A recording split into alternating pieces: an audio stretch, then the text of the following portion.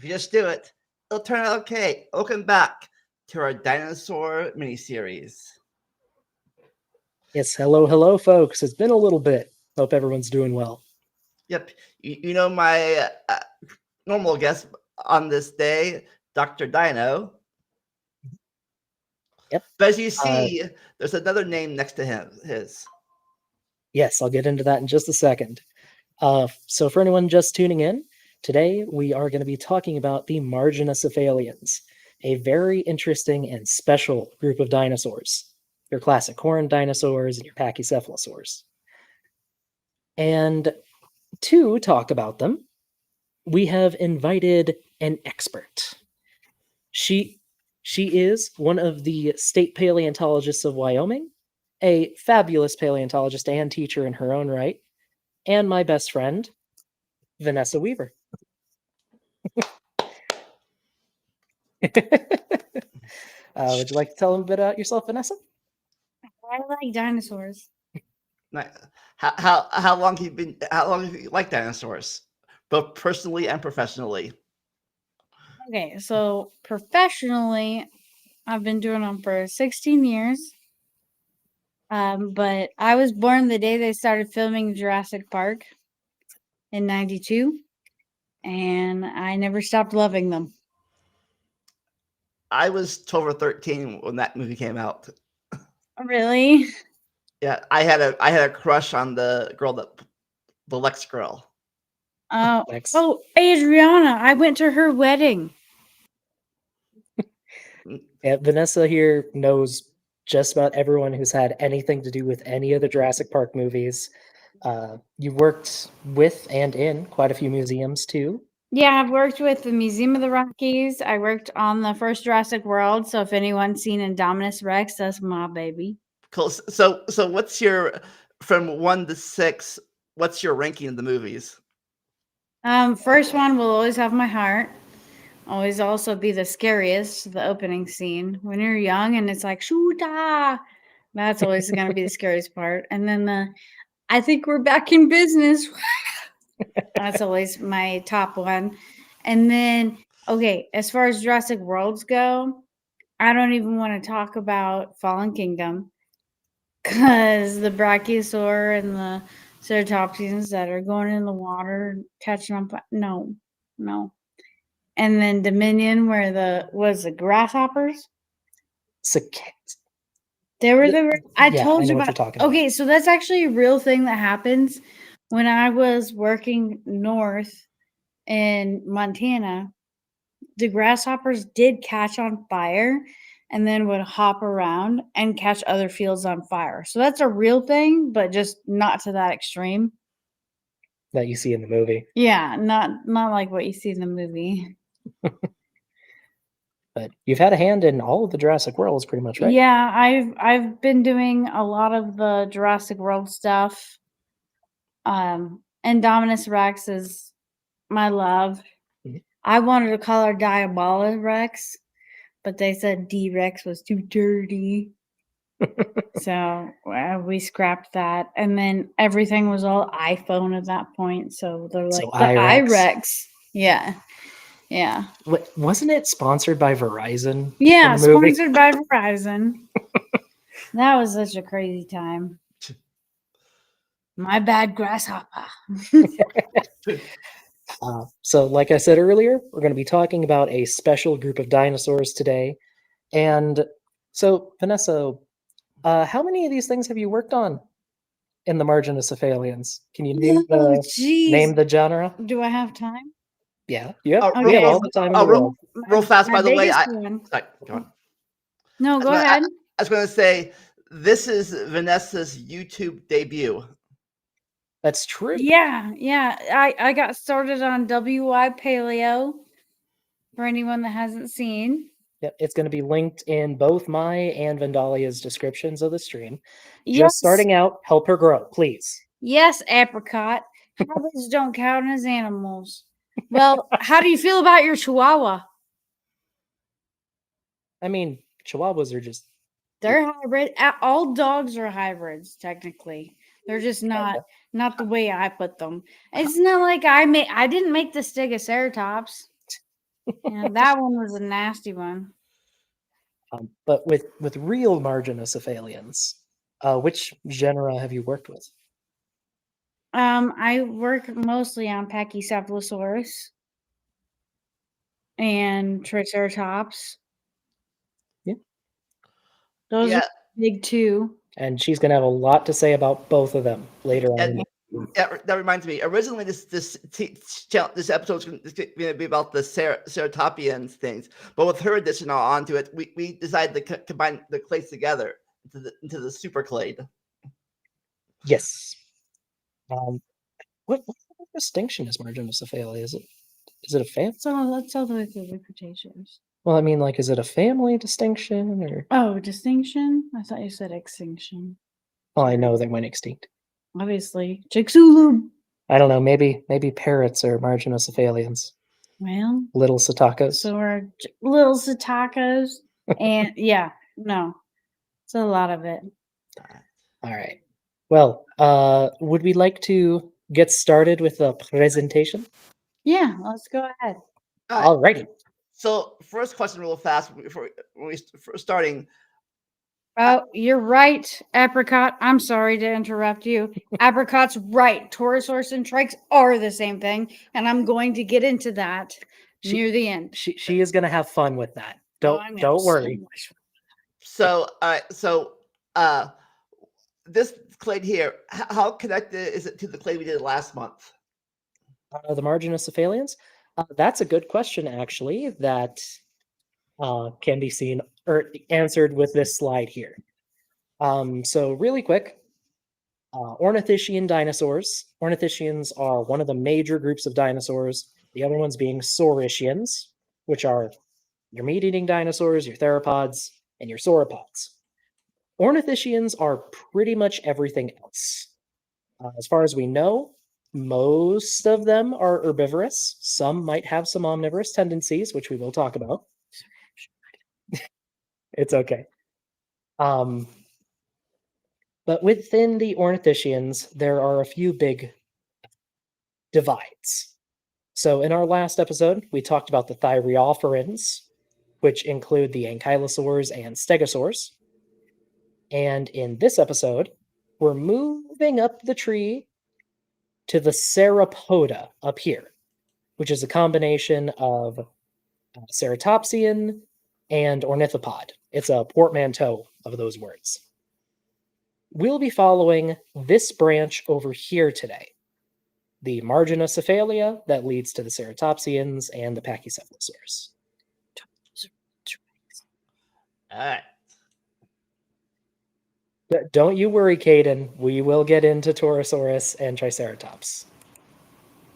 Or as Vanessa likes to say, Tauromorphs. But we'll get into that. Don't you worry. Also, I'm just going to tilt my camera down a tiny bit. You say morph like morphin time? Tauromorph, well, we'll explain it later. Let's see. Shall we get started on the Marginocephalians? Sure. Alrighty. So, as with every clade, pretty much, Marginocephalia can be split up into different parts. Now, as for when they came about, they probably evolved sometime in the mid to early Jurassic, but the earliest representatives we have are from the late Jurassic. These being little ceratopsians like Yinlong, which isn't in here. Most of them are Chinese. We don't know if they originated there or if that's just where they're preserved. The fossil record is weird. But they start out as these kind of generalist bipeds with hard heads. That's pretty much a defining feature of the group. They have really robust skulls with a pointy beak, and they have a shelf on the back of their heads. Hence the name Marginocephalia. They literally have an extra margin on their heads. So, margin head. Ceratopsians, the branch that leads to Triceratops, they eventually get much bigger, they get bigger heads, and as they get bigger heads, they become quadrupeds. With that said, we do still have some bipedal ceratopsians all the way to the end of the Cretaceous. Mm. And the other branch of the Marginocephalians, the Pachycephalosaurs, as far as we know, they're all bipeds too. And in fact, a lot of them have really tiny, dinky little arms. But the weird thing with them, Dinky? they're dinky little arms. They're kind of dinky. They're T-Rex scale arms. Yeah, okay. I don't think they lose any fingers though, do they?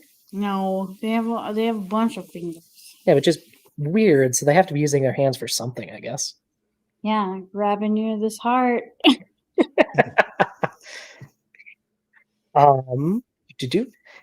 Anyway, the oldest pachycephalosaurs we have are weirdly enough from the end of the Cretaceous. The oldest one we know of is Vananosaurus from China, go figure. And it's only 70 million years old. So 4 million years from the end of the Cretaceous. Every other pachycephalosaur is within that area. So these are late dinosaurs. This clade didn't begin in Jurassic or Triassic. This is a late starting clade. Well, Cretaceous. Well, we would expect the first pachycephalosaurs to be in either the late Jurassic or early Cretaceous. They just don't show up until the late Cretaceous. But we can tell that they are early diverging Marginocephalians. Likely older than one of the first dinosaurs we'll actually talk about, Ceratopsians. Yeah, those are the Marginocephalians. Dinosaur train. Dinosaur train has been mentioned, yes. And so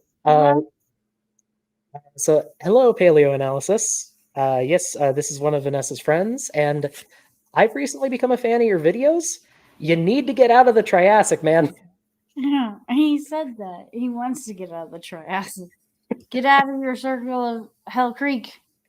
Oh, Hell Creek's not going to be for like 2 or 3 years. That's a joke. Okay. Mine's the creek. Oh, okay. Anyway, if you like dinosaurs or other paleo stuff, super recommend that channel. They're great.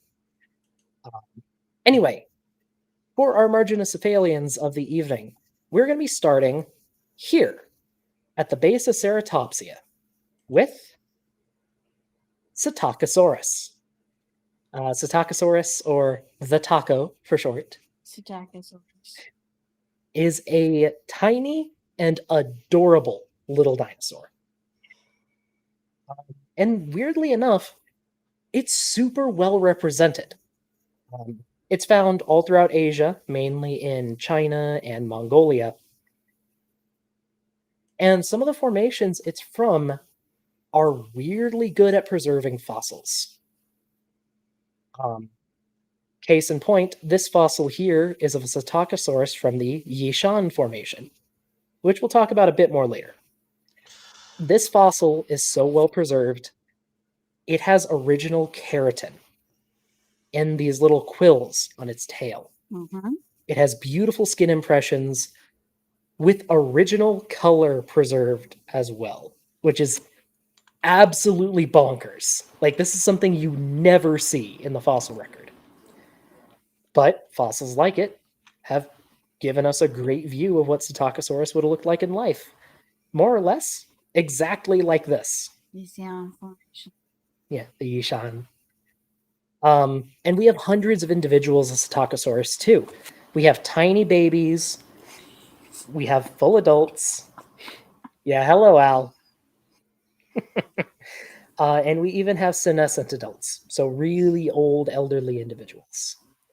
In fact, I think it is this fossil, actually, that preserves the cloaca of a Psittacosaurus, which we've never seen before in any other dinosaur.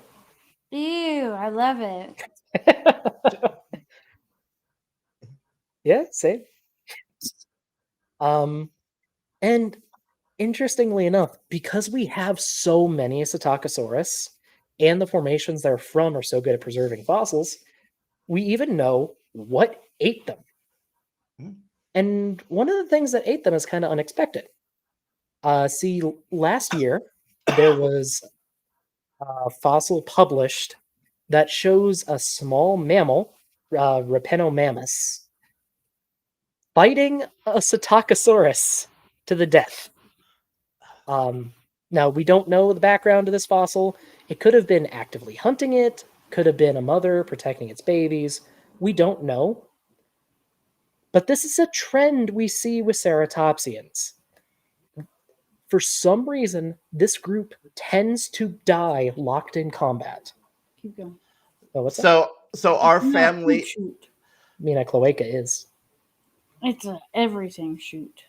That's true. So our family and their family are bitter rivals. Well, at least with Psittacosaurus, yeah.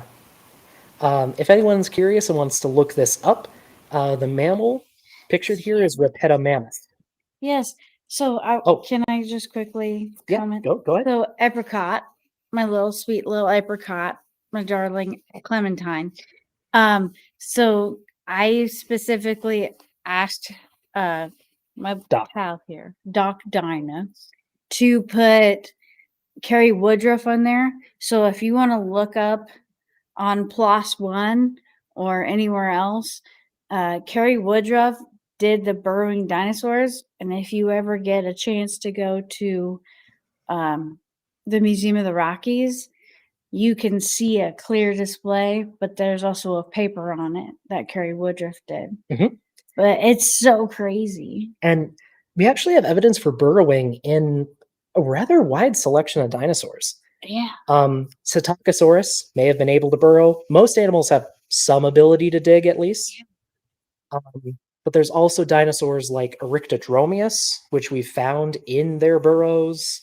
A bunch of other smaller herbivorous dinosaurs that we've just... a lot of them, it seems, died when their burrows flooded. I haven't seen many done with theropods or small theropods, but it's me neither. But I wouldn't be surprised. I wouldn't be surprised either. But it's the smaller, like more four-legged. Yeah, small herbivore dinosaurs. They seem to dig a lot. Yeah. And I mean, kind of makes sense. I mean, look at your dog. Your everyday dog. Look at digs up to the fence. A dog, a rabbit, a rat, moles. Though I don't think this against the mammals. Caffeine and nicotine and like chocolate and peanut butter. Yeah, I'm gonna have some more caffeine real quick. Chocolate and peanut butter tonight? You should slow it down. There is chocolate in it. Well, here we go. I had something in mind, but I've forgotten it. But yeah, you're fine. But yeah, this fossil here, this is a picture of the real fossil.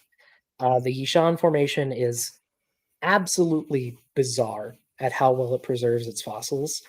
And when we eventually get to theropods, we'll be visiting this place again. Because there are some unbelievable early birds and little theropod dinosaurs known from this formation. And one very big theropod that's covered in feathers. But that's Psittacosaurus. This is our look at the basal Ceratopsians. That reminds me. So, did this group have any feathers or pre-feathers? You want to talk about this? No, you go ahead. Okay, if you insist. So, as you can actually see on this fossil here, Psittacosaurus had quills. Now, these would have been very, very basic feathers. Really, they're just hollow tubes coming out of the skin. But they are a type of feather. And when this was discovered with Psittacosaurus, it really opened our eyes to how deeply nested the tendency to have feathers is within dinosaurs. Since Psittacosaurus, we found it in much more primitive, or I'll get to that in a second. But there is a small herbivorous dinosaur from Russia called Calindodromeus, covered in a coat of feathers. As Caden just mentioned, Eutyrannus, a tyrannosaur, covered from head to toe in feathers. And we have 3 individuals of Eutyrannus, and all of them had feathers. So it's not just one weirdo. But since we have obviously birds, theropods with feathers, and we have ceratopsians and other ornithischians with feathers, that really suggests that the ancestor of all dinosaurs may have had feathers. And it may go back farther than that, because at least a lot of Choose Sorry. your next words carefully. because the structure of pterosaur pycnofibers, which I've heard a lot of people are starting to just call feathers, are very similar to a lot of bird feathers. So the trait of having feathers may be ancestral Mm. to dinosaurs and pterosaurs. And correct me if I'm wrong, but wasn't there a study that figured out that alligators can grow feathers too? I'd be interested in reading that paper. I'll have to. So all I will- archosaurs then, Good. like archosaur trait. Possibly. I can find the paper later if you remind me. But there was a study that found that by switching off a regulatory gene in alligator embryos, they could grow feathers. Caden might know the study, actually. Caden, if you could figure it out. Yeah, he knows about it. If you could cite the authors, Caden, we can look it up. Yeah, I'd like to see that because I study scutes. So I'd Yeah. like to see that. Yes, which we will talk about very soon. Scutes, but I'd like to read that. Okay. If you have a copy of that paper, if you could link it. I don't think he has permission to send links. Okay. If you can just say the authors, Caden, we can write them down and we'll look at them in a bit. I'll get a piece of paper. Okay. It's really cool. I'm pretty sure it is just one regulatory gene. Anyway, I don't know about you, but I'm ready to get out of the early Cretaceous. I think this is the first time we've been directly in the Cretaceous. We've gone through all the Mesozoic, but today we're just in the Cretaceous area today. We got into the Cretaceous when we talked about ankylosaurs. Well, I mean, we haven't been directly in this area. Oh, starting in the Cretaceous? Yeah. Yeah, it's really, really weird. This group of dinosaurs, the Marginocephalians, they probably appeared in the mid-Jurassic, but we don't see them until the very end. It's weird. Oh, never mind. Caden was able to share a link. I guess he has permissions. No.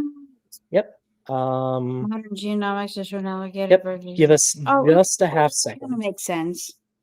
Did they link the study? Can you just copy paste? I'll say it.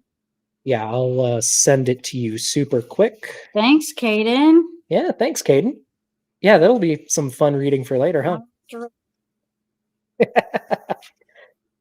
And yes, Logan, if crocodilians could do this, then it's probably just a basal archosaur trait, which is really exciting, and also means that crocodilians are the weird ones for having lost the feathers. But anyway, out of the early Cretaceous, we're going into the mid to late Cretaceous with this next group. Now, at first, this dinosaur here in the top right probably looks pretty similar to Cetocosaurus. But there are some key differences. And, wow, I actually forgot the name of the dinosaur. Whoops. What are you talking about? It's a Leptoceratopsid. Yeah. I forget. Anyway, there's this weird branch of ceratopsians that nobody ever talks about. And I find it really weird because they appear early and they go all the way to the end of the Cretaceous. These are the Leptoceratopsids. They're these small, frillless ceratopsians that you can find in Asia and North America. Some of them are bipedal, but a lot of them, especially the later ones, become quadrupeds. So if we go back to Cetocosaurus, The weird thing with this one is the adult Psittacosaurus were bipeds, and the juveniles were quadrupeds, which is really, really weird. With Leptoceratopsids, a lot of them it seems to be the reverse, where they became quadrupeds as adults, as they got bigger heads, which Ceratopsians are want to do.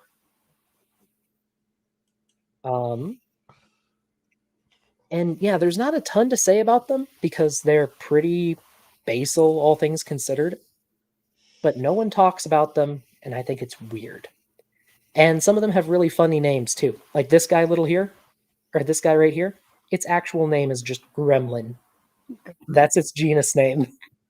So can you feed it after midnight? And does it get multiply if you get wet? Yeah. Apparently. Don't get it wet. Don't feed it after midnight. Mm-hmm.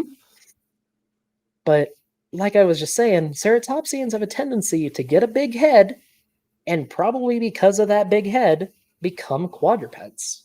Mm. Which we will see in all of the remaining Ceratopsians.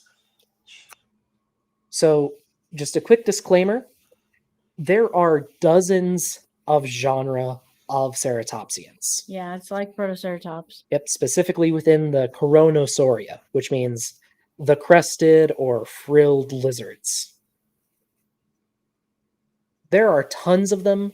Many of them have really wacky, identifiable headgear. They get bizarre. There's too many for us to cover, but if you want to have a good time, or maybe a bad time, just look up Ceratopsian heads. It'll make yours spin. Reminds me of putting together all those people, all those ape skulls together to show human evolution. Kinda, but it's like if some apes just decided to grow a horn in the middle of their face and then merge holes in the face, because Marginocephalians do this weird thing that I forgot to mention. So if you look at a dinosaur skull, you'll have Tauromorph, paleo, tauromorph. We'll get to that. If you look at a dinosaur skull, they'll have the eye hole, a hole in the middle of the skull, and a nose hole. Marginocephalians merge those two, and they just get a big hole in the middle of their face. And they also gain an extra bone, which I think forms their beak, right? Yeah. Called the rostral bone. It's really weird. I don't know why they do that. Maybe to get a bigger nose for a better sense of smell, or a resonating chamber for noises. That's what's up. Okay, then. But at any rate, we're going to start with one of the most basal of these Coronosaurs, Protoceratops, which is probably a pretty familiar dinosaur to a lot of people, even if they don't know it by name. Protoceratops. Oh, go ahead. No horns. No horns on this one. It's a very early member of the group and seems to be from before they started growing horns. But it does have that big frill, which makes it a Coronosaur, a crested or frilled lizard. So they drink Corona beer then? They might have. But Protoceratops was discovered in the early 1900s during an interesting series of expeditions to the Gobi Desert. These were led by Roy Chapman Andrews from the American Museum of Natural History. These same expeditions also brought back the original Velociraptor and Oviraptor skeletons, and just a lot of the interesting skeletons you can see at the AMNH, which I would highly recommend visiting. It's a good museum. Oh, I have a question real fast. Yeah. Did they start growing these frill things? Was that a sexual selection thing or a natural selection? No, it wasn't sexual dimorphism, and it wasn't sexual selection. They both have them, although in the female ones that we've seen, due to histology, we've been able to see that the females were bigger. Oh, I didn't know that.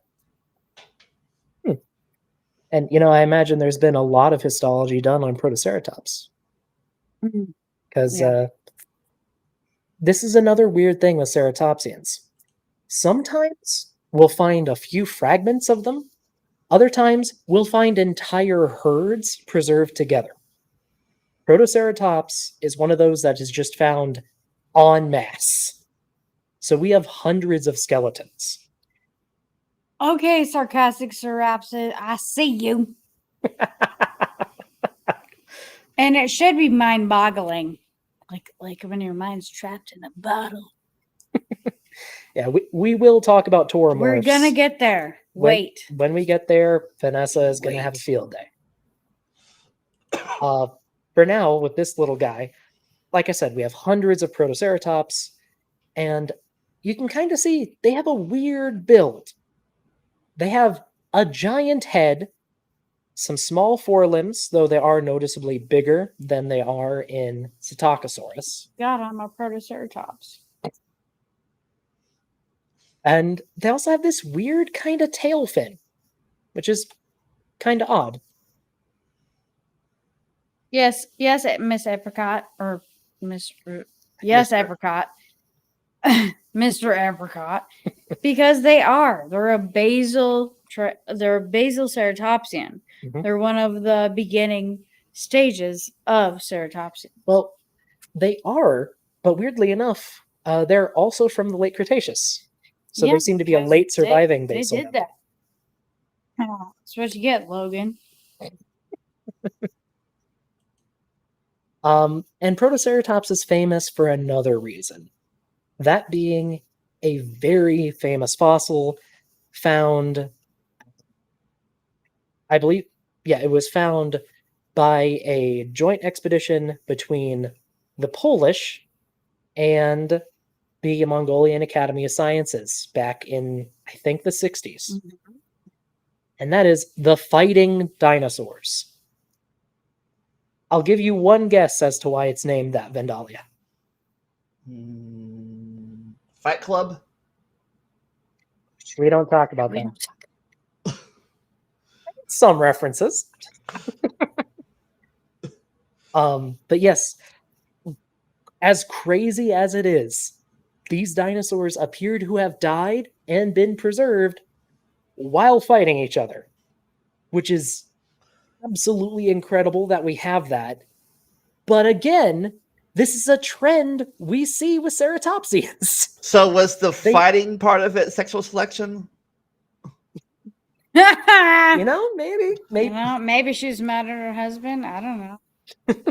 Well, Paleoanalysis has a tattoo of this. Tattoo of the fighting dinosaurs on you? I'd love to see that. That's awesome. Yeah.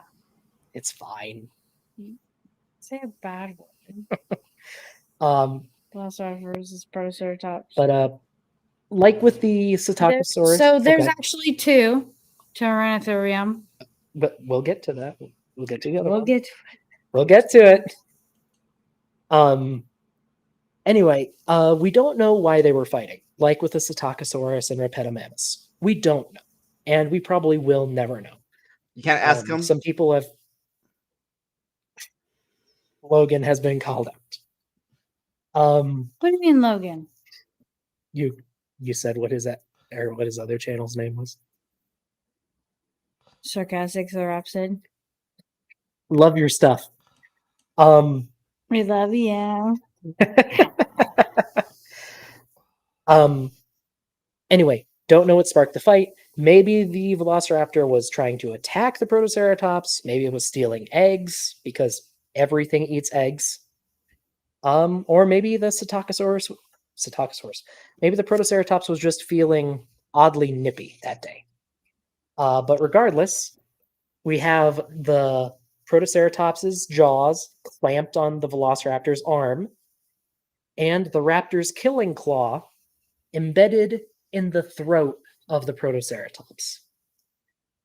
We're not sure what killed them, but the leading hypothesis is that they were probably buried by a sand dune, because that seems to have happened a lot in the Gobi Desert. ship that relationship. Wait, which one? Oh, I see. I ship it. Also, so paleoanalysis. I haven't gotten my first tattoo yet, but I know what I want it to be. I want a Deinonychus skeleton in the Berlin Archaeopteryx pose. Because Deinonychus is my favorite dinosaur, if you couldn't tell by my YouTube channel. You're not keeping me from my work. No one can ever stop me from loving dinosaurs. Yeah, no. Today is her day off. And also apparently with the skeleton, there's indications that the Protoceratops was being tugged away from the Velociraptor after they were buried. Again, not sure why, but it's a really incredible fossil.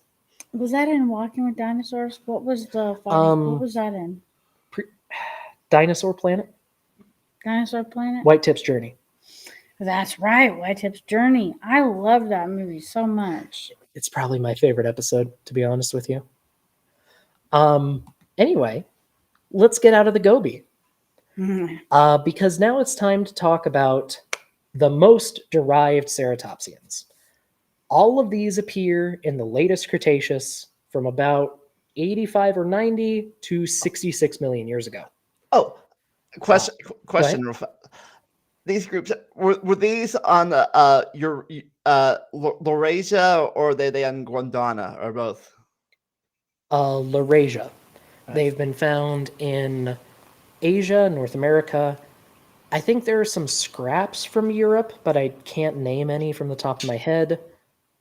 I don't think we have any from the southern continents. Which is kind of weird, but that happens sometimes in paleontology. So they're Union, not Confederate dinosaurs. Yes, they were on the right side of history. Geez. Oh gosh. Wait, what dinosaur? Never mind. I don't want to get into that. Nope. Let's keep going. Anyway, these derived ceratopsians, all of them have massive heads. All of them have big frills, though some are bigger than others. And just about all of them have at least one huge horn on their face. Some have up to 3, some have more. Caden says no Chasmosaurians in Asia. I think that's true. We do have a Centrosaurine in Sinoceratops, though. Yeah. So Deinonychus and Pachyrhino, stay tuned. Stay tuned. Stay tuned. Let me get to them. And within these derived ceratopsians, there are 2 main branches. I'm in the pipestone. There are general rules that each one follows, but there are always exceptions, as with anything in biology. The Centrosaurines generally have shorter frills and weird noses. And by that I mean they can have spikes or bumps.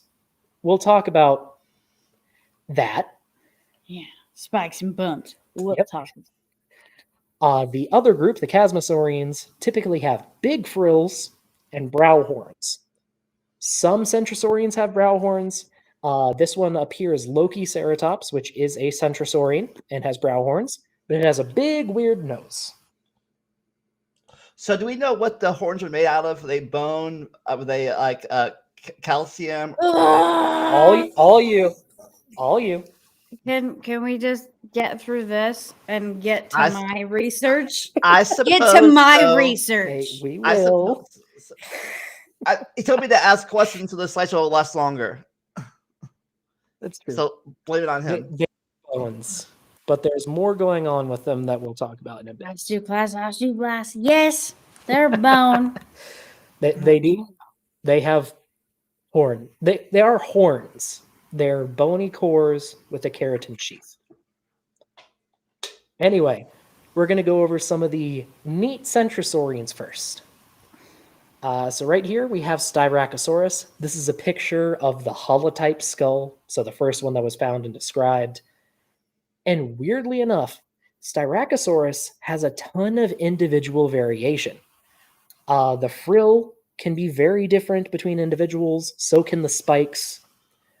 There have been a lot of centrosaurians that have been lumped in with Styracosaurus just because they're so individually variable. For example, here's the holotype here. Here's another one that I can't remember the name of, but this one has asymmetrical frill or horns on its frill, and one side of its frill is partially filled in with bone, which is weird. So are these the ones that these have the most horns of all of them, or they get even more horny? Oh, why you gotta say it like that, man? I don't know, to be honest with you. Caden has the name. This is Hannah. Hannah, the asymmetrical Styracosaurus. Yeah. Yep. And here's another skull. Yeah. Love her. Now, Styracosaurus is a more typical centrosaurine. And then some of them get weird. Because they have to. This is Ionosaurus, whose name I can never say correctly. Vanessa. You say Ionosaura better than you do Psittacosaur. So Psittacosaurus. Psittacosaurus. Okay. Stop calling her a taco. But it's funny. Whatever. Vanessa refers to this dinosaur as a can opener. It looks like okay. I you can't use disagree. That picture, but their actual skulls are more like they don't have a curve to the front. They're more dibby inwards. They just and dip they down. look like a can opener. Yeah. So weird. So how did the dinosaurs can use their canning process in the Cretaceous? Well, I don't know how many cans they were making in the Cretaceous, but if they did, this was it. This was the one to open them. I bet it was the Tyrannosaurs. I bet it was the Tyrannosaurs. Canned Styraco. Yeah. And again, like with Styracosaurus, a lot of individual variability with Ionosaurus as well. Yeah. That nose horn comes in a variety of shapes and sharpness. See what Dinodom said? Told you. I told you so. Latin's a dead language. No, she's very much alive. And then for one of the weirdest of the centrosaurians, we have one that lost its horn entirely and decided to gain a battering ram for a face. This is Pachyrhinosaurus. The big lump of bone on its face is called a boss. And Pachyrhinosaurus is another one of the ceratopsians. Okay. That has is short for yeah. Well, isn't it a rostral boss? Yes, but that's what boss is short for. You sure? Yes. I've never heard that before. So like the rostrum, the nasal part? Yeah. Boss. So they call it a rostral boss. Yeah. The rostrum is the boss. The rostrum becomes the boss. Yeah. Okay, I get you. Boss. Anyway, Pachyrhinosaurus, weird dinosaur, giant lump on its face, and it's another ceratopsian that seemed to like dying in massive herds. There are at least 3 mass graves that I know of for Pachyrhinosaurus. Okay.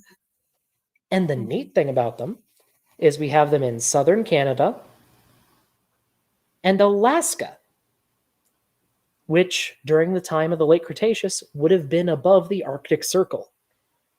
And from isotope analysis of their fossils, we know that they lived in that area year-round, including when they would have been nesting. So more likely than not, these guys might have been born in absolute darkness and not seen the sun till they were like 3 months old, which is crazy. We'll get to that paleo analysis. We'll get to that. And this also brings up a fun topic with this dinosaur specifically. Some people like to restore Pachyrhinosaurus as very fluffy. based on Ugh. Ceratopsians having quills. You can see a line of them up here. That's an artistic choice. Some people take that to the extreme and just cover it with fur or fur-like feathers. I didn't. Like baby bird down. Kinda. It was warm back then. It was warm, but it still got below freezing in winter. It still got below freezing. And we know they nested up there because we have babies up there. It was warmer than today, but okay.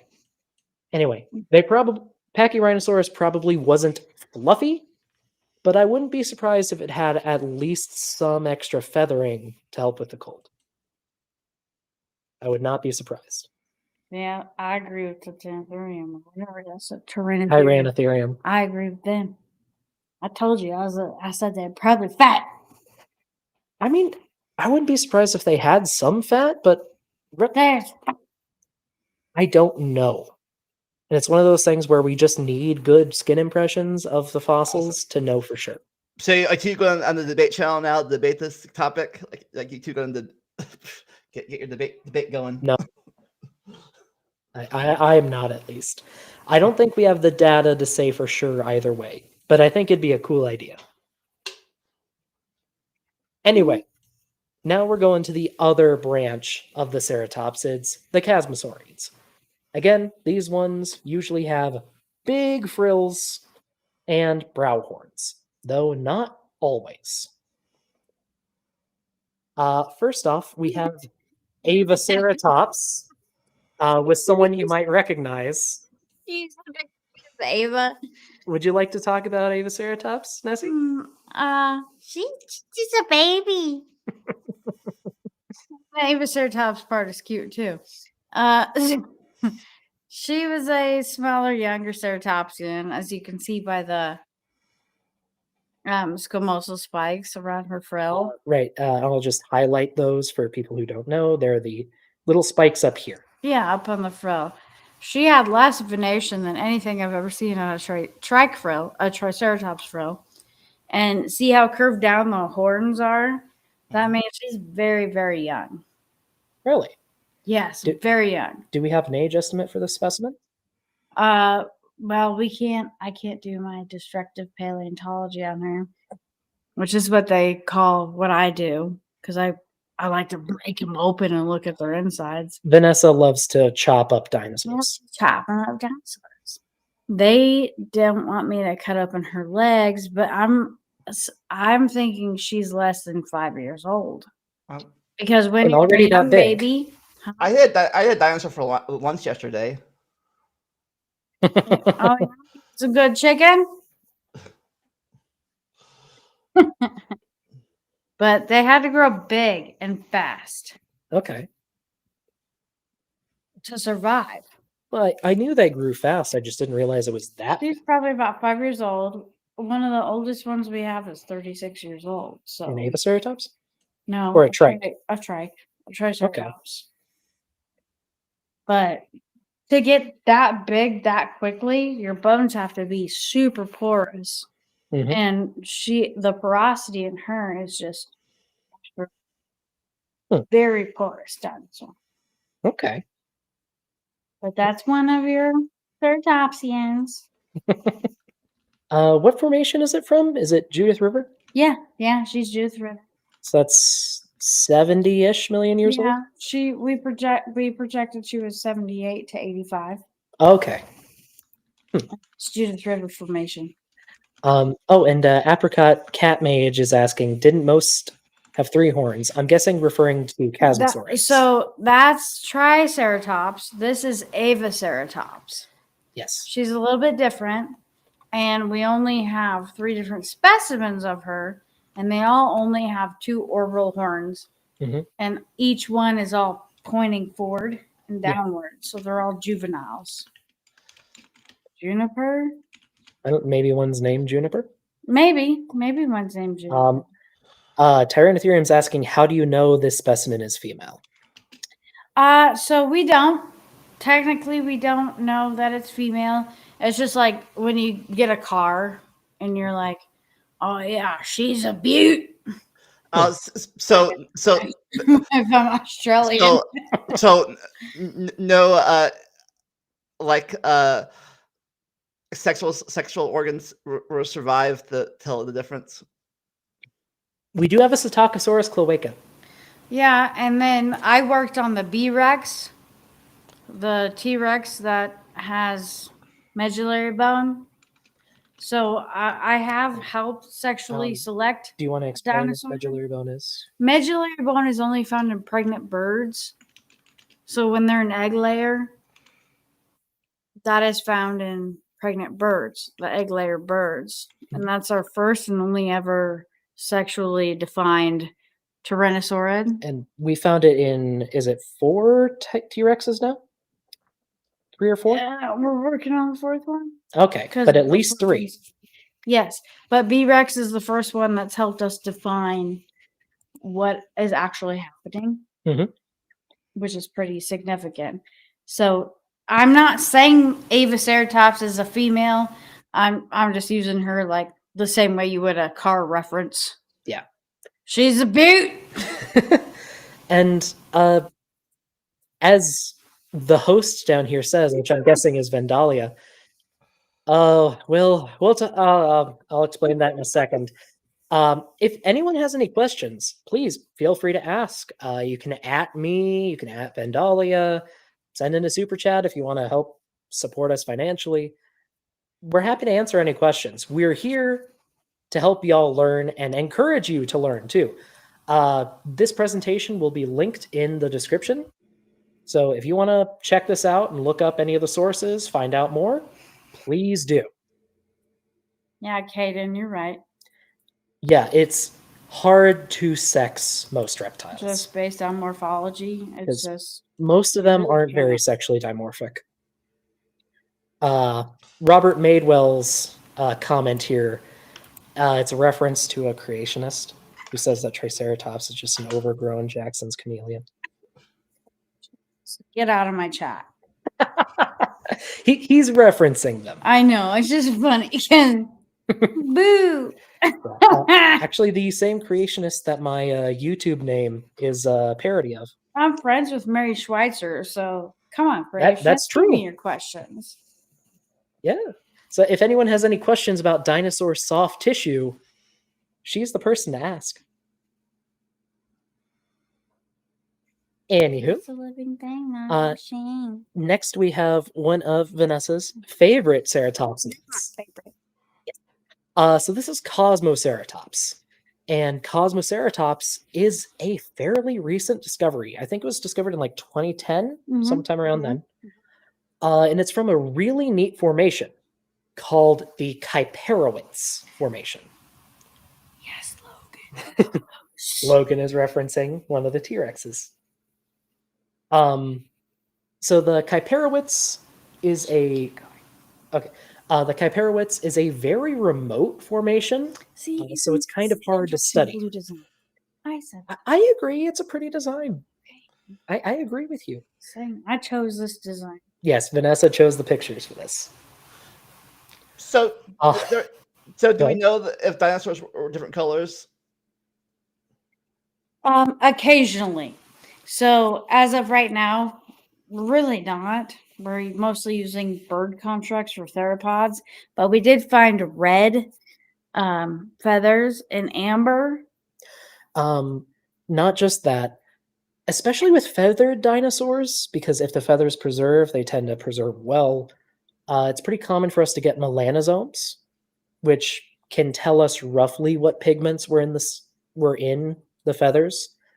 We've also done this for an ankylosaur, Borealopelta, which we did talk about in our last one of these streams. There's some colors that you really can't get from fossils, like structural colors. Those are kind of hard to get. But we have some idea of some dinosaurs. I know, sure. But other than mostly having red pigmentation and fossilized feathers in amber, that's our biggest indicator that we have thus far. Mhm.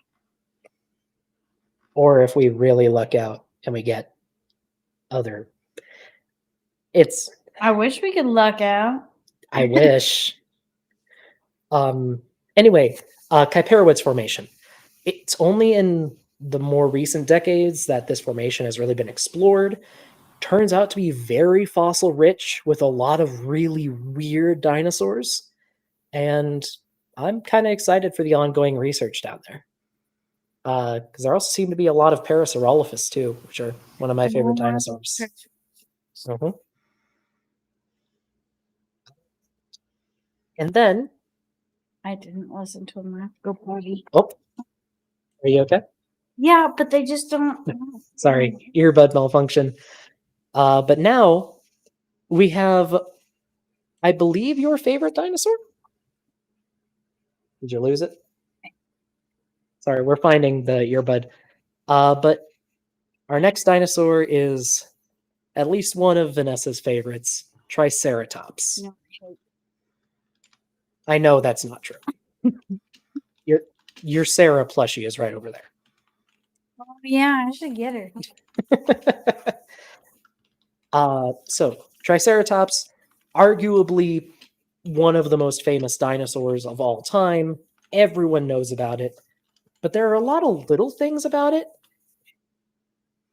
This is her Sarah. There are a lot of little things about Triceratops that not a lot of people do know.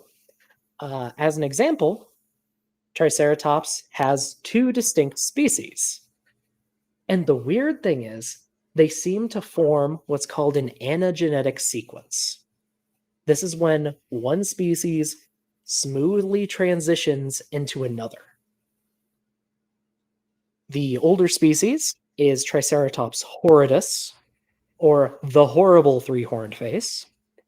These ones typically have longer brow horns with more of a curve to the, they tend to have longer brow horns and a smaller beak and a smaller nose horn.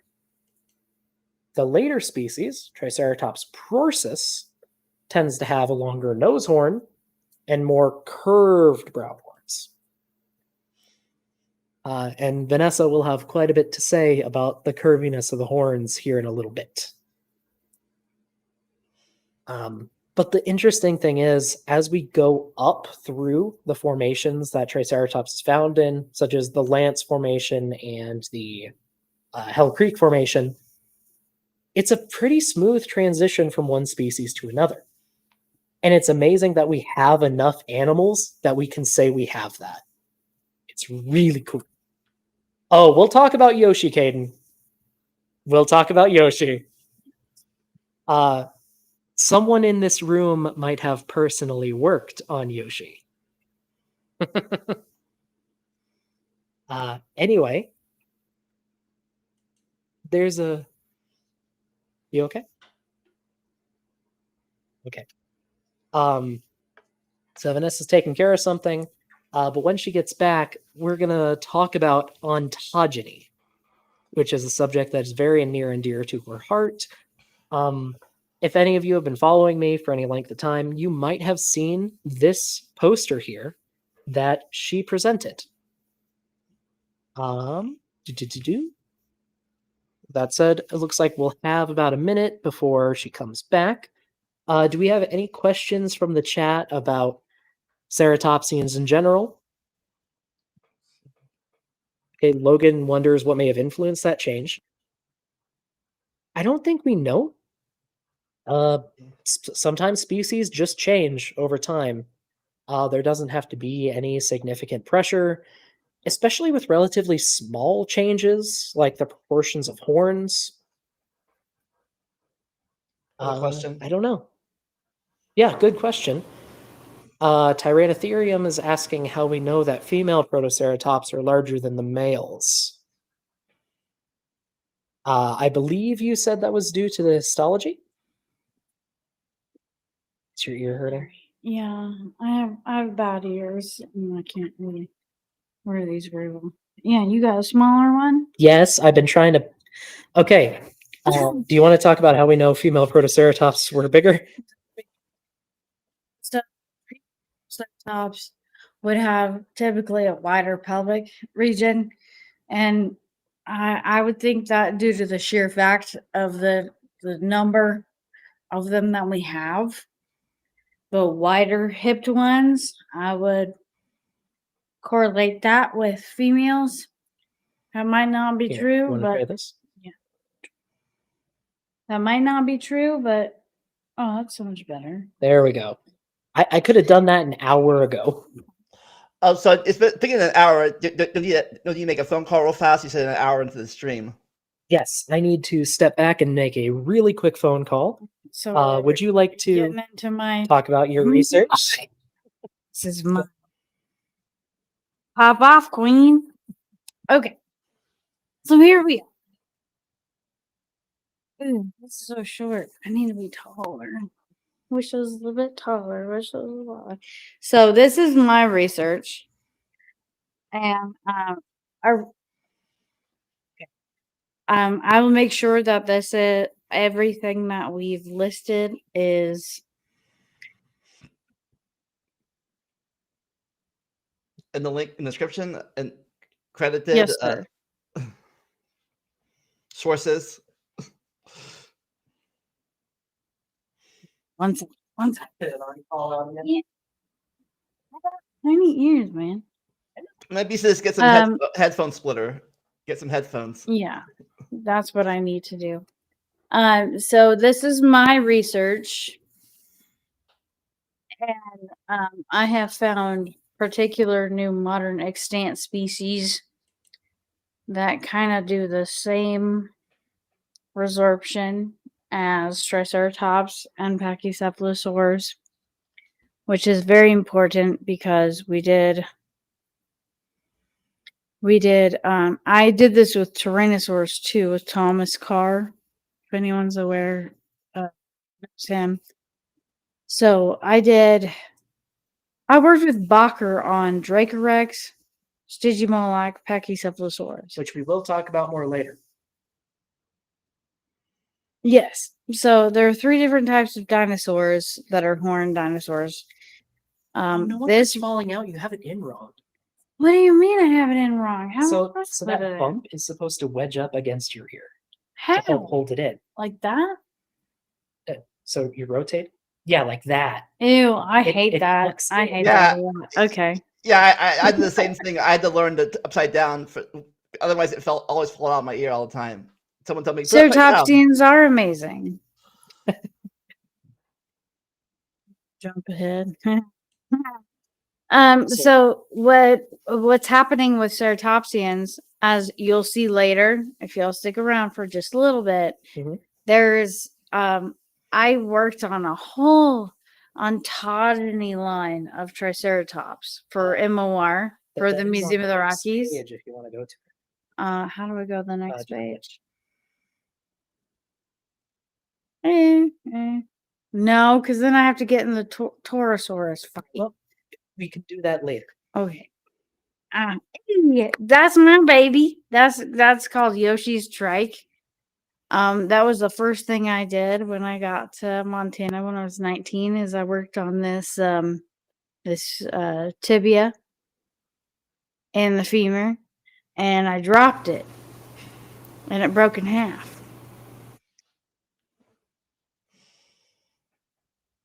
So, with the ontogeny, so they changed quite a bit as they grew, right?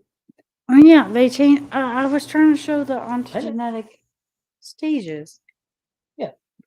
That's gonna be the next page. I can go No, that was to the back page. Yeah, I go back. That one? Meh. So, anyways, this page, this is my research, and I show how different animals that are extant, like modern day living animals, are showing the same signs that Pachycephalosaur, Triceratops, and T-Rex did. So that purple stuff, that middle pic, that's a sturgeon. So they start off really spiky. Yeah, Tyrannotherium. I work for Tom Carr. Tom's nice.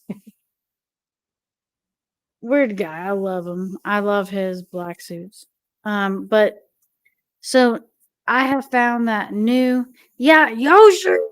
I have found that other than this, there are certain turtles that do the same, certain sharks that do the same, and I'm working on a paper right now about that. So hopefully, a new paper will be coming out Mhm.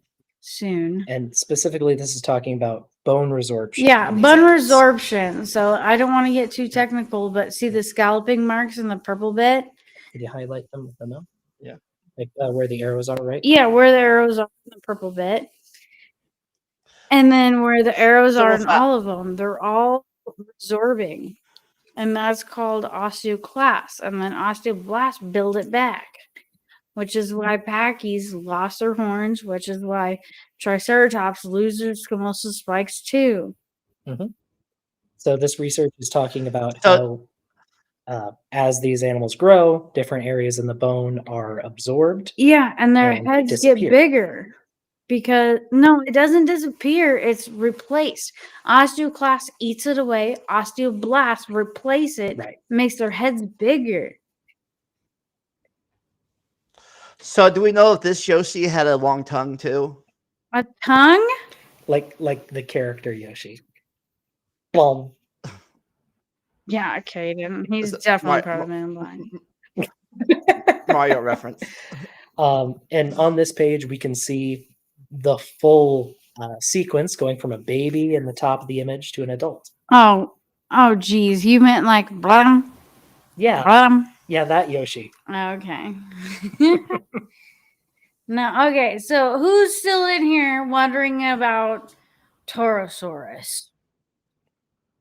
Oh dear, there's gonna be a fight. I'm not fight anybody. Oh, I have a question real fast. The Bones.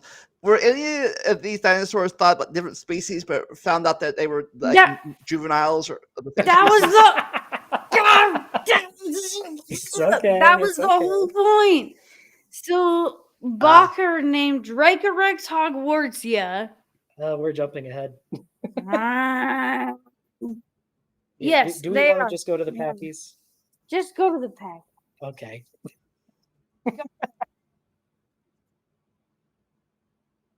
Yeah, I got it. So what we're getting into here are the Pachycephalosaurs.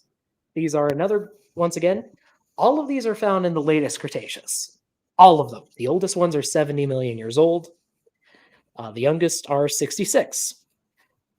On this page, I think the youngest one is Pachycephalosaurus. And weirdly enough, they're very, very rare. And there have been a few hypotheses proposed for this.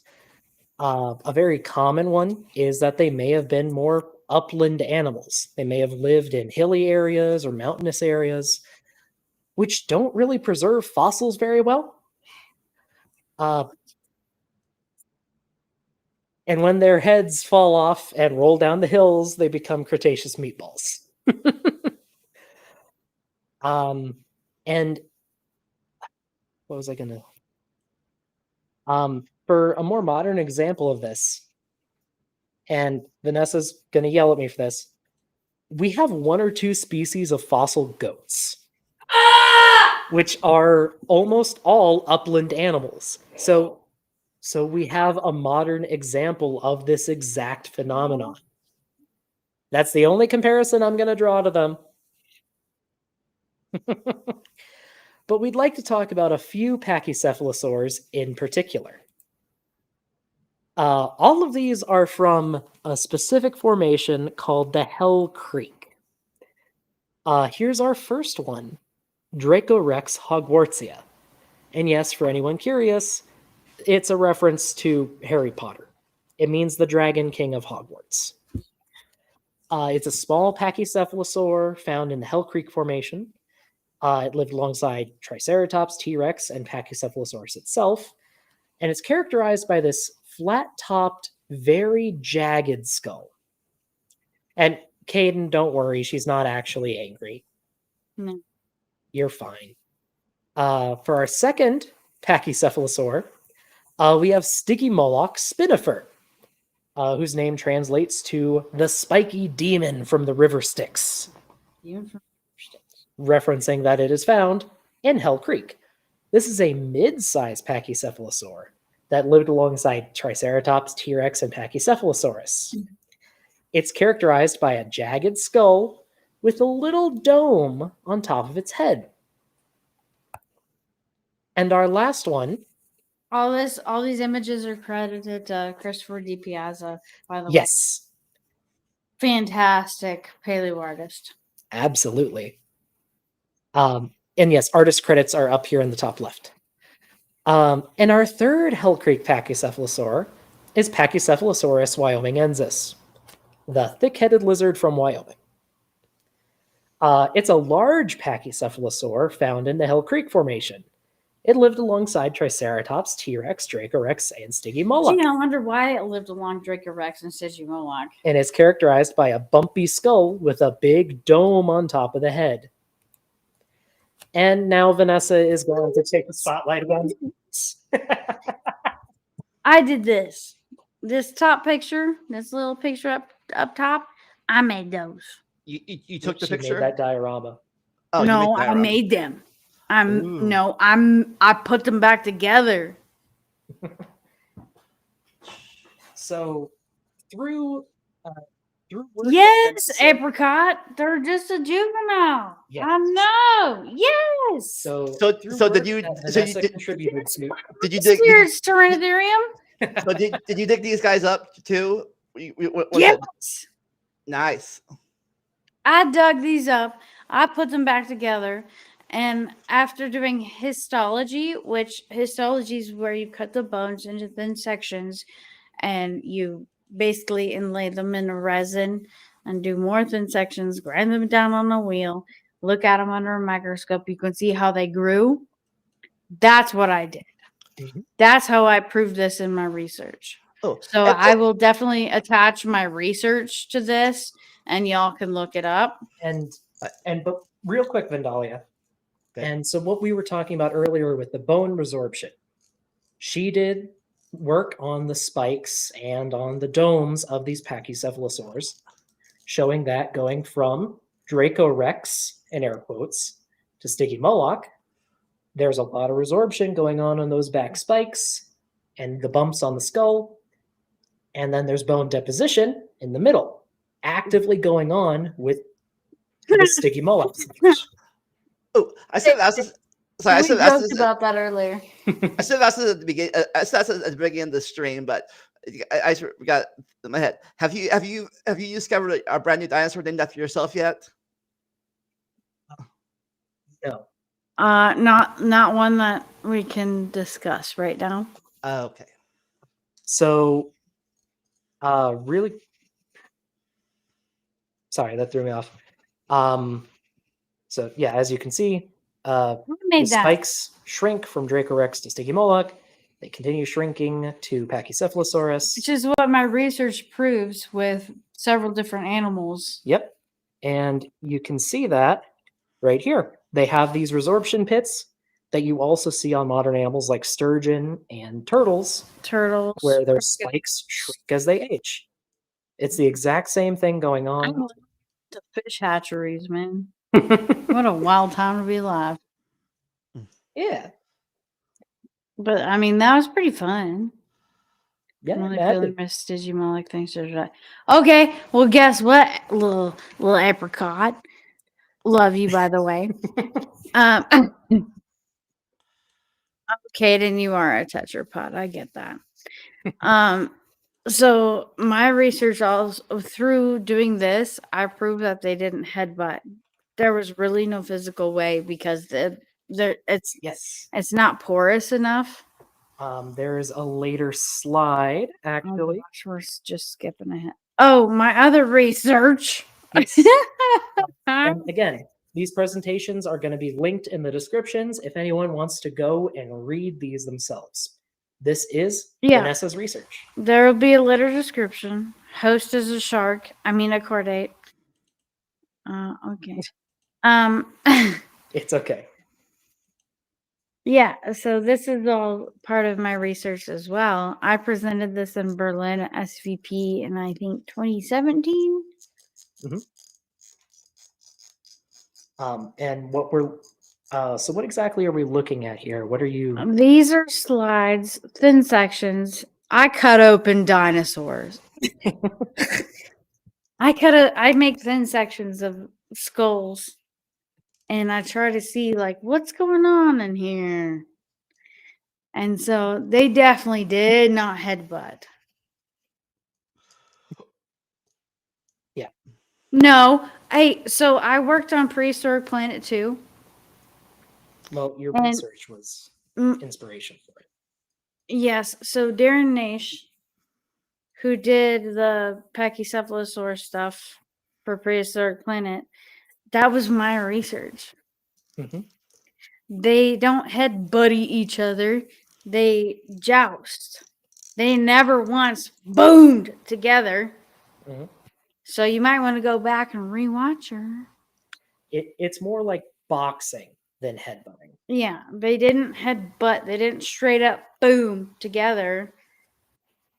But they jousted. Like I mean, not even as harshly as giraffes do or anything like that. Which is probably why in the adults they have such reduced spikes. So they're a little less deadly to each other.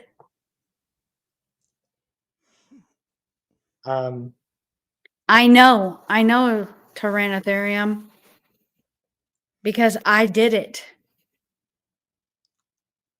Just saying. You're the murderer. You did it. I'm the murderer. So that is the end of the presentation. Do you I- want to talk about I Torosaurus? don't no apricot. I don't think it was. That down shape on the head of self-defense against. Yeah, everyone thought that too. That's why I do science. Darnish is a god. He's so sweet too. Are we going next? So it's up to you. I think the only thing we haven't covered is Torosaurus / Toromorph. Oh god, I don't even want to talk about Tormors. Okay. Well, would So you like me here's to go over Draco quickly? Rex Hogwarts, yeah. They lived alongside. Well, you already did this. Yeah. And I love her. She's cute. I love her. Stygimoloch is even more cute.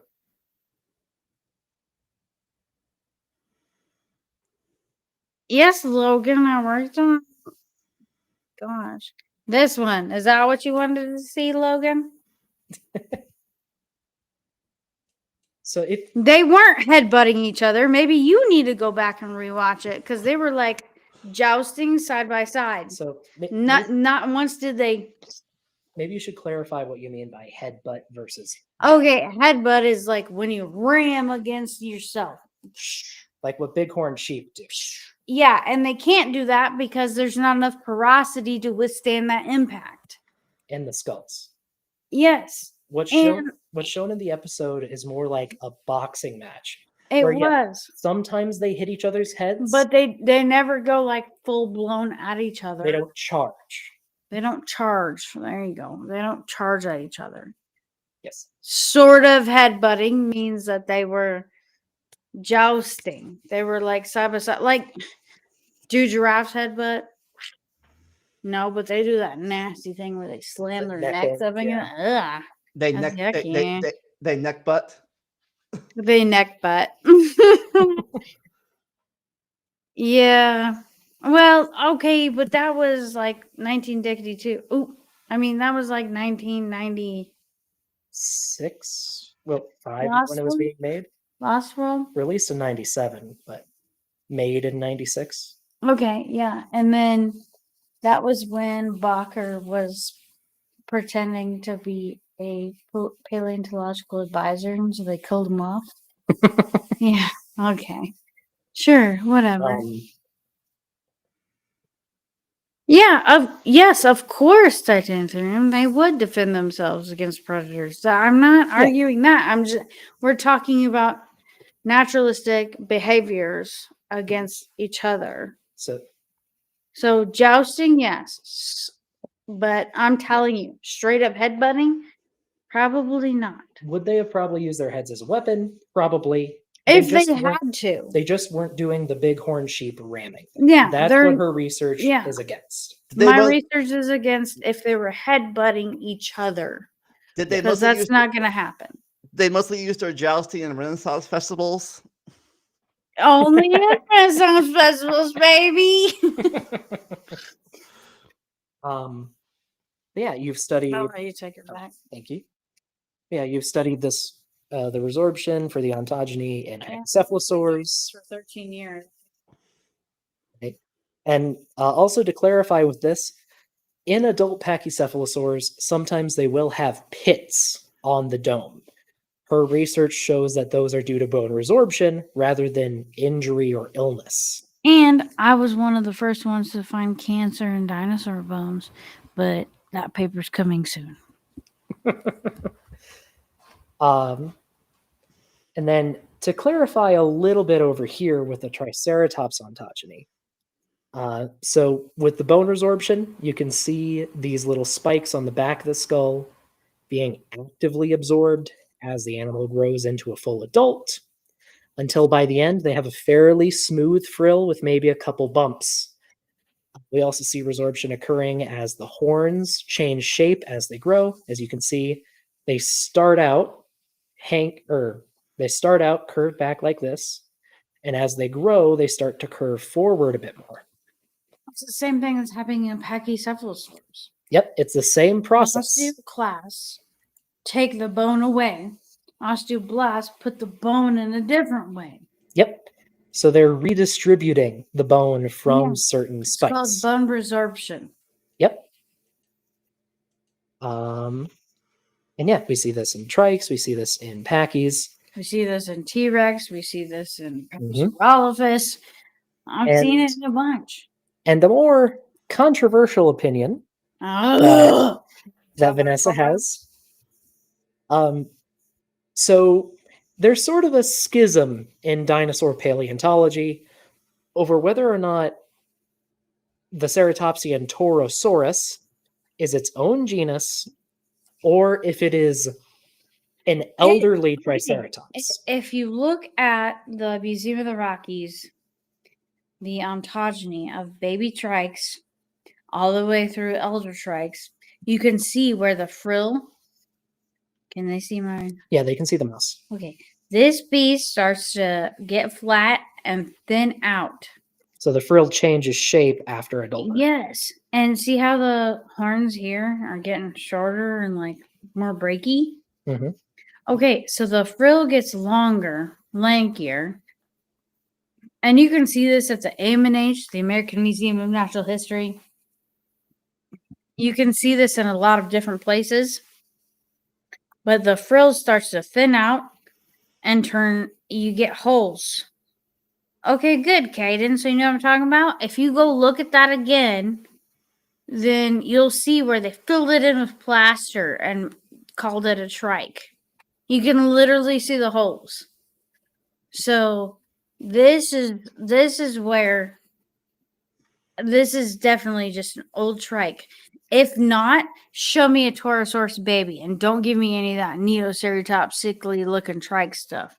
Because this is what's up.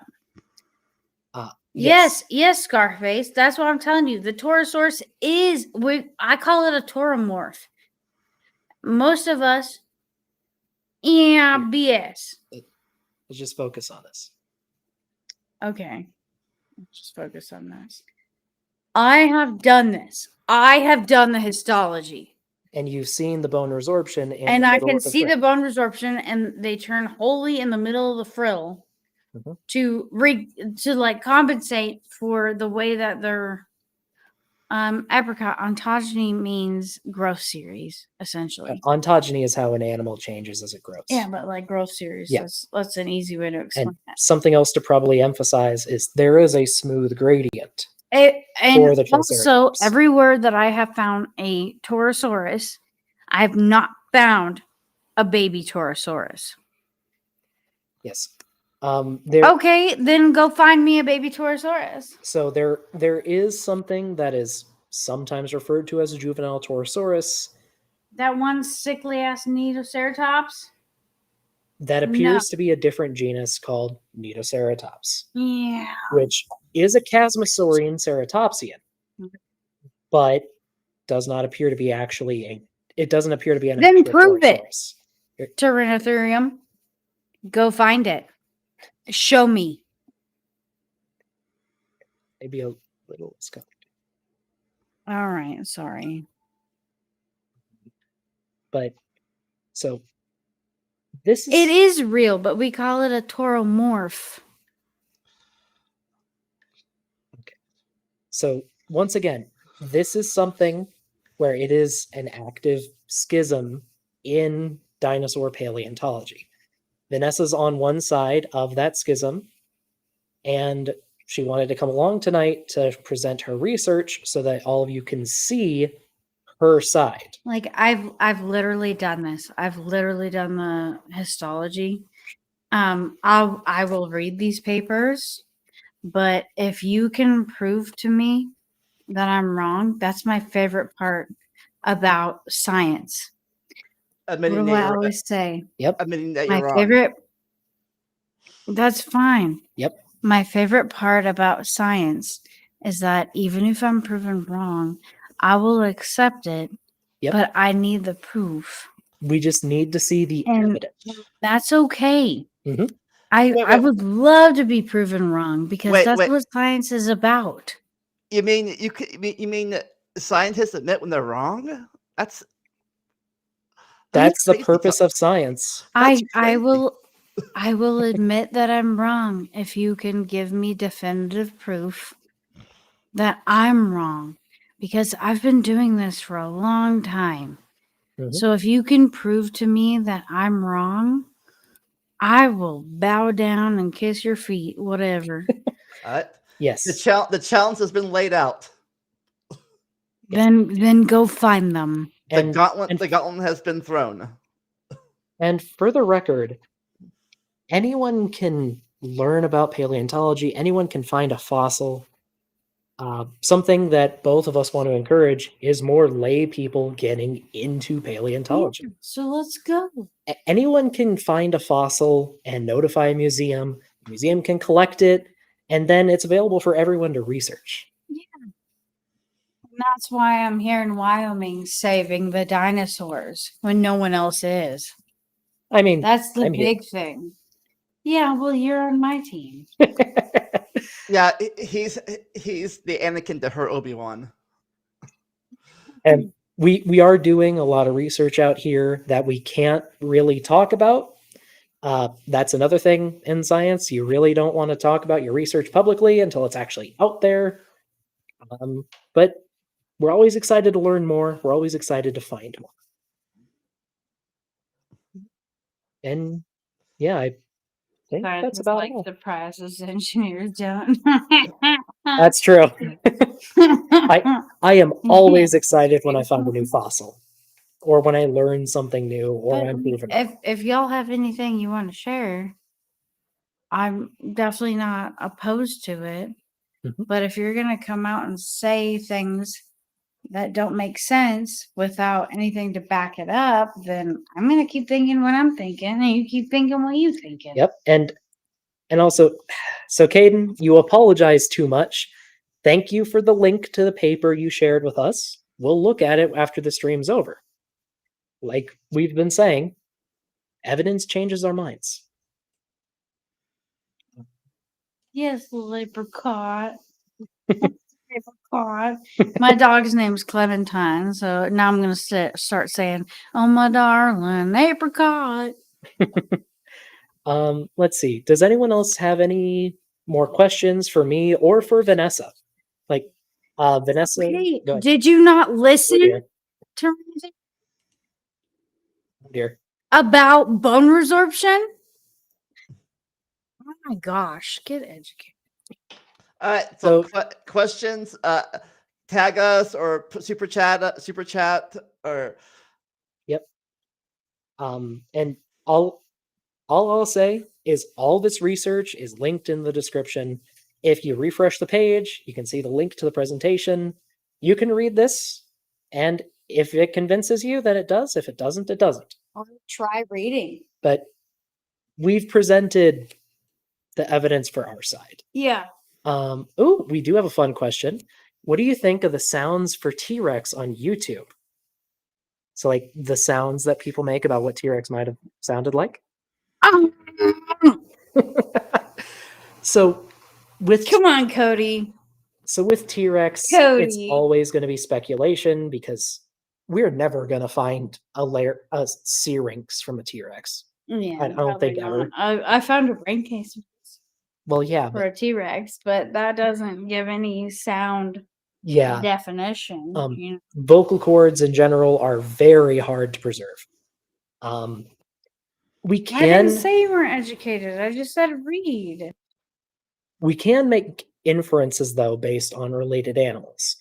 A lot of more Read modern some sounds for papers. T-Rex are based on crocodilians, which mostly make a bunch of really deep chest rumbling Love you, noises. Tracy. I really do.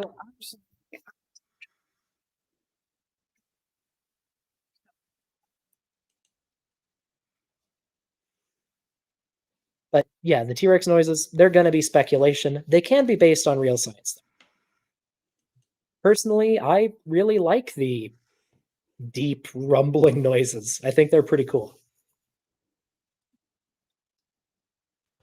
So we're all of the dinosaurs we talked about today all herbivores or any carnivores? Do we want to talk about possible omnivory? I'll pull up the packies. So There's a possibility. there's a possibility that that's a good question. That some pachycephalosaurs may have been omnivorous. But that's weird too because they have the same teeth as ankylosaurs. Yeah. Ankylosaurs. Something to keep in mind is carnivory and herbivory is a spectrum. Like horses will eat chickens or other birds if they get near their mouths. So did a pachycephalosaur sometimes eat meat? Probably. But was it a regular part of their diet? We don't know. Let's see. Our next question is... Sound again. Probably like this. Is that good? Again, we don't really know. The big noses they have may have been good for sound for making resonating. May have been good for making noises that could have amplified any sort of calls they could have made. We don't know. Go visit the halls of. But I'd be interested to learn more. Vanessa, is Nanotyrannus valid? I think that's about all we have to say on that. No, Nanotyrannus is not a valid genus. It is a juvenile / teenage T-Rex. Well, it hasn't been for like 20 years since we found Jane. Yeah. There's that. Did Pachycephalosaurus eat eggs? Oh yeah. So I saw this question earlier. Do you remember when we made that joke? Yeah. About Everything eats eggs. Everything eats eggs. Eggs are a little nutritious snack that is full of calories. Everything will eat an egg. Do you eat eggs? I like eggs. You were allergic to eggs. Well, just the yellow part. I mean, that's an important part. Yeah. Just chicken eggs, or can you eat other eggs? It's just the yellow part of any eggs. I think it's the sulfuric content. So the yolk. So you're an egg. Your egg whites, no yolk. Well, it's the same way that I'm lactose intolerant. I just refuse to acknowledge it. Like with peanuts, which is gonna kill you someday. I don't do that. Somebody needs to protect you from yourself. Yes.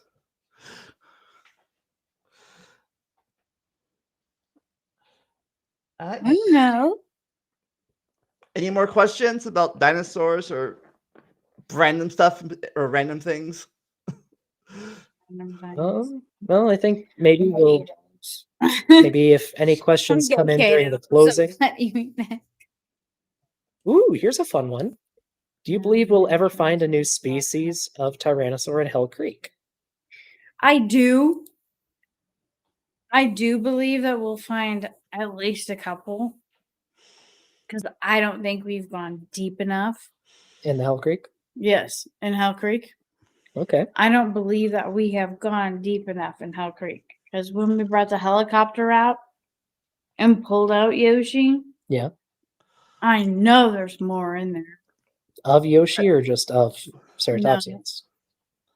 Rexes. You think there's Rexes Are they in that asking new? about Trikes?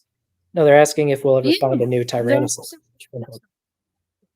Yeah. Yes, but I don't think there'll be Rexes. I think one is a pretty large raptor. And then I think the Dakota other one, Raptor. yeah, whatever you want to call her. So if you did ever come up with a new species, what would you name it? What would you name it? What was your preferred name for it if your own discovery? It would depend on the animal. There's a trend in paleontology recently that I really like where people will name dinosaurs in a native language. I really like that, so I would probably try to follow that trend. So it just depends on where it's found and what it is. There's only a Mega Raptor. No, there's no Megaraptor in Hell Creek. Oh, it's a Mega. Logically like quit. I mean, it's possible we'll find a Megaraptor in the Hell Creek, but we don't have any from the Northern Hemisphere as far as I know. So maybe, but no idea. Let's see. Do we want to start closing out? And then if anyone asks any more questions, we can just pop them up. Cody. All right. So you guys want to advertise your upcoming stuff? Sure. You have a new channel. Well, yeah, I started a new channel. She's not attached to this. It's in the description. In the description, I started a new channel called WY Paleo, Wyoming Paleontology. It's going to be mostly Wyoming-based things. Like geology, dinosaurs. Geology, dinosaurs, paleontology, even turtles, crocs, and whatever the heck else. And again, state paleontologist. So a lot of great info you're going to get from her. You also have a TikTok, right? Well, yeah, I have my TikTok. It's DinoChick92. You can find me on there on TikTok. But it's really important to try to get this YouTube channel up and going. Right. So that way I can help save the dinosaurs of Wyoming, which is my whole goal. Yeah. That's everything I've ever wanted is saving dinosaurs. So this is pretty important. So if you could go follow me over there. I've only got one little time-lapse video up because I literally just started it today.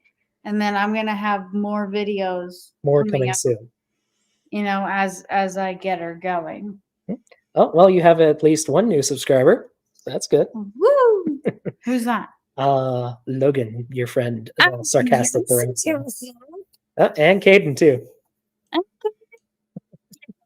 go, boys! Let's see. As for my channel... Oh, go ahead. I was going to say, when I started this, you had 10 subscribers, but now you're up to like 20. You doubled your subscribers count. No, are you serious? You have a small classroom following you now. No, Cody, it's not true. Yep. We have a question that were compies venomous? No. We don't. There's no way to know that. Well, there are ways to know, but we don't have any evidence for it. We don't have any evidence for any venomous dinosaurs. Whatever. But if y'all could go follow me over on WY Paleo, I'm trying to save the dinosaurs here. And by following me, you could help me save them too. Yep. And going to be putting out a ton of educational content on some very Yeah. interesting like rock formations and dinosaurs. Yeah, and I might record go visit the schools, Yeah. and I go give them talks, and I give them, like nice talks. So we'll see about that. Yeah. Going to be a lot of great stuff. But I would really appreciate it. As for my channel, I'm working on getting more educational content out there. I'd like to talk about a bunch of different dinosaurs, a bunch of different fossils and rocks. I'm starting a new series where I just talk about the rock formations in this area because there's a lot of neat history here and nobody knows about it. Yeah. Well, nobody knows about it yet. Right. But that's pretty much all for me, I think. How about you, Vandalia? As for me, I am currently editing, uploading a mini series about the U.S. Constitution because I figured in this political climate, people need to be reminded of it. Yes, agreed. Yeah.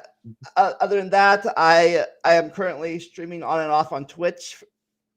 Anybody like gaming content, go check it out there.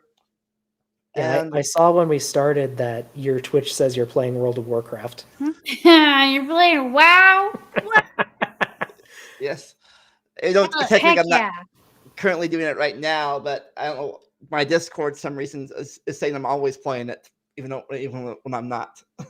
Huh. But yeah. I don't know. Name a paleontologist she could probably introduce you to. 24, but let's see if I have space. So I don't know if you'll be in the next episode, but we got to talk about where next episode will going to be. Any play in particular you guys want to talk about? You and Chad, or you guys? Well, I think for the ornithischians, the only group we have left is the ornithopods. So yeah, it looks like she knows Tracy Ford. Cool. Yeah.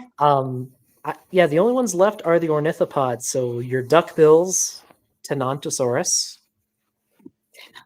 which I can say might have found a few out here.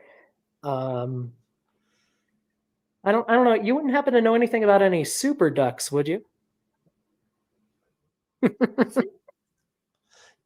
Yeah, on our next stream, maybe. Well, they're just with ornithopods. If she gets enough subscribers, we can stream from her channel too next time. That's true. You should be approved for streaming next time we do this. Yeah, so super duck. Yeah. Yeah, I want to eventually get to my favorite dinosaurs growing up was the Allosaurus. Allosaurus, that was my favorite growing up. Okay. I can't blame you for that. Hey, I grew up in the 80s. Talk about some Allosaurus things. So I grew up in the 80s. You grew up during the good time. Well, I grew up before they even knew it. I grew up before the asteroid. Before the asteroid was a thing. Was officially a thing. Oh, before we found the Chicxulub impact crater? Yeah, so I was in the pre-days. Logan. Yep, he's got a thing he wants to talk about. He's got a topic for a future video. I want it done. Yeah. Come on, I'm going to talk about Gruposaurus. Yep, you'll show. I knew he was going to say Gruposaurus. So any of you have a thing is the Gruposaur. I know. I'm saying we can talk about Myosaur too.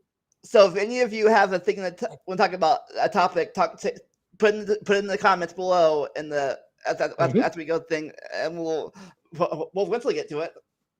Well, tell us your favorite. Tell us your dinosaurs. Tell us your favorite Marginocephalian in the comments. That'd be appropriate for this episode. Yeah, I told you, Logan. What the? You already know. I didn't say a bad word. You already know.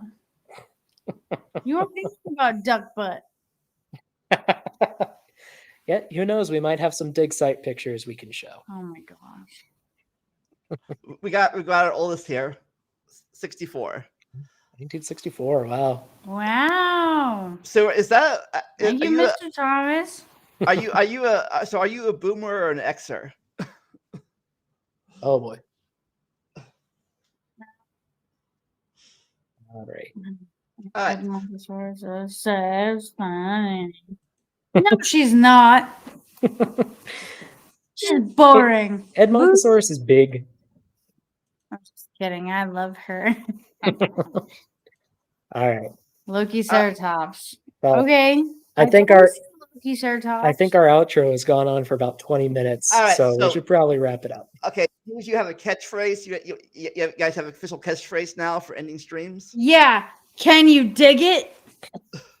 Okay, okay, Booker T. You say Booker T like Booker T Washington? No, is a wrestler in WCW and WWE. That was his catchphrase. Maybe not use that then. I just say have a good evening. Hope you learned something. I'm Yep. kind of boring. No, dig it. As I always say, never stop learning. Enjoy the randomness. We'll see y'all next time. Bye. That's cute. Okay, what about? Hey, thanks for watching my podcast or Let's Play. If you want to help support my channel, you can make a monthly or yearly pledge on Patreon, or just a one-time donation on Vimeo, PayPal, or Cash App. For those looking for something to wear, we have some shirts, hats, and other stylish things in our merch store. If you enjoy gaming, you can always follow and sub to me on Twitch. For those who don't want to give money, I have an Amazon and Steam wish list who can help the channel out. And of course, just liking, leaving a comment, and sharing this video helps more than you can imagine. And always remember to never stop learning and enjoy the randomness.